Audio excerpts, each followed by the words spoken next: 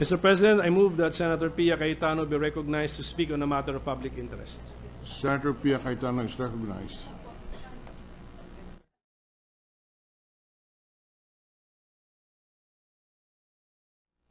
Thank you, Mr. President.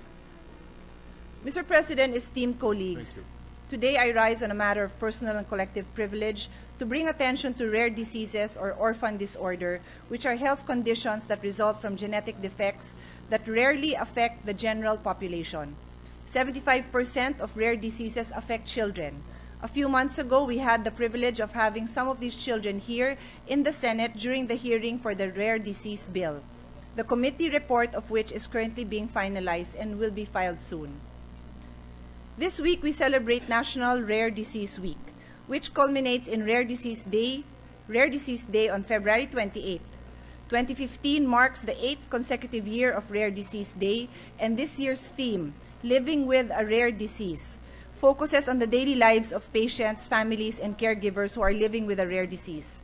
This year, it pays tribute to the million of parents, siblings, relatives, and friends whose daily lives are affected and who are living day by day, hand in hand, with rare disease patients.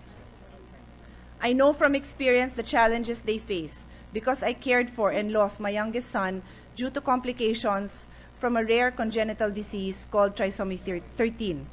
My son had a hole in his heart. He was perceived to be blind and deaf. He had tumors in his kidney, and he would never walk or talk. Over 6,000 different rare diseases have been identified to date. And this directly affects the daily lives of more than 30 million people in Europe alone. Because rare diseases are often chronic, debilitating, and life-threatening, patients need not only special medical treatment, but also solidarity, support, and care from their loved ones. During the hearing, a number of children with rare diseases came, and I'd like to present to you 3 siblings, Vicente and twins Peter and John Parco, 3 brothers who are living with Hunter syndrome. This is a rare genetic disorder that occurs when an enzyme your body needs is either missing or doesn't work properly. This eventually causes permanent progressive damage that affects their appearance, mental development, organ function, and physical abilities. These brothers are currently taking a maintenance drug, and they are living fairly normal lives. The twins are now in 4th year high school, while Vicente is in his 3rd year. They each have their own aspiration. Vicente dreams of someday being a cop, John wants to be a cartoonist, and Peter wishes to be an IT specialist. Other children affected with rare diseases do not share the same situation as the Parco brothers, who have been fortunate enough to receive help and support to sustain the maintenance drugs they need. The treatments and drugs for rare diseases are not easy to find, and even when they are available, they are often too expensive. Thus, they are usually beyond the means of many patients. This is where the government must step up to help these children and their families.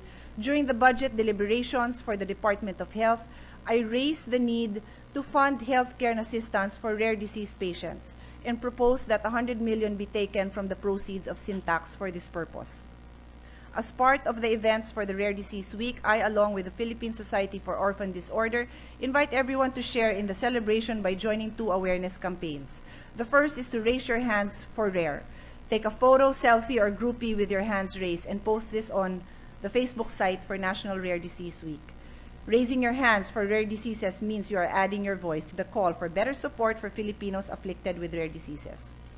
The second is the Global Genes Project, where That You Care awareness campaign. This is a worldwide campaign that encourages people to wear blue denim ribbons and their favorite pair of jeans on February 28, this year's World Rare Disease Day, to recognize rare disease and support the millions who are fighting and living with rare and genetic diseases. Mr. President, these are small acts and gestures that we can do to show our solidarity for patients with rare diseases and their families and friends who stay by their side to support and care for them. Through greater awareness and positive action, we can work towards providing not only better health care for them, but also a better understanding and nurturing world for them to live in. And more importantly, support for the committee report that I will soon sponsor that will allow them to go a long way, and it will help us alleviate the plight of these children and their families. Thank you. Thank you, Senator Pia Cayetano.